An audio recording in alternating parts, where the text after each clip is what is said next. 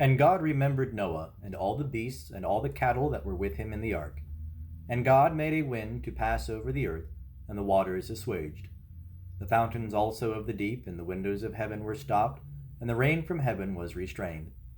And the waters returned from off the earth continually. And after the end of 150 days the waters decreased.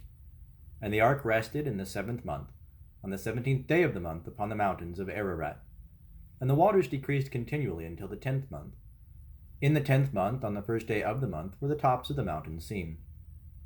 And it came to pass at the end of 40 days that Noah opened the window of the ark which he had made. And he sent forth a raven, and it went forth to and fro, until the waters were dried up from off the earth. And he sent forth a dove from him, to see if the waters were abated from off the face of the ground. But the dove found no rest for the sole of her foot, and she returned unto him to the ark, for the waters were on the face of the whole earth. And he put forth his hand, and took her, and brought her in unto him into the ark. And he stayed yet other 7 days, and again he sent forth the dove out of the ark.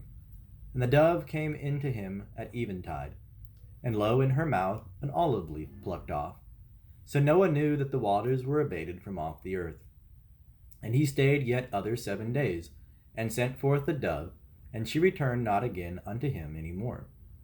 And it came to pass in the 601st year, in the 1st month, the 1st day of the month, the waters were dried up from off the earth. And Noah removed the covering of the ark, and looked, and behold, the face of the ground was dried. And in the 2nd month, on the 7th and 20th day of the month, was the earth dry. And God spake unto Noah, saying, Go forth from the ark, thou and thy wife, and thy sons' wives with thee. Bring forth with thee every living thing that is with thee of all flesh, both birds and cattle, and every creeping thing that creepeth upon the earth, that they may breed abundantly in the earth, and be fruitful, and multiply upon the earth.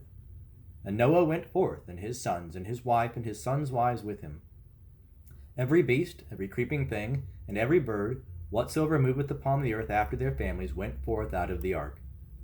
And Noah builded an altar unto Jehovah, and took of every clean beast, and of every clean bird, and offered burnt offerings on the altar.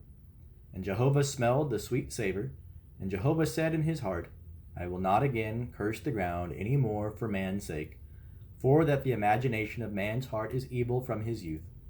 Neither will I again smite any more everything living as I have done.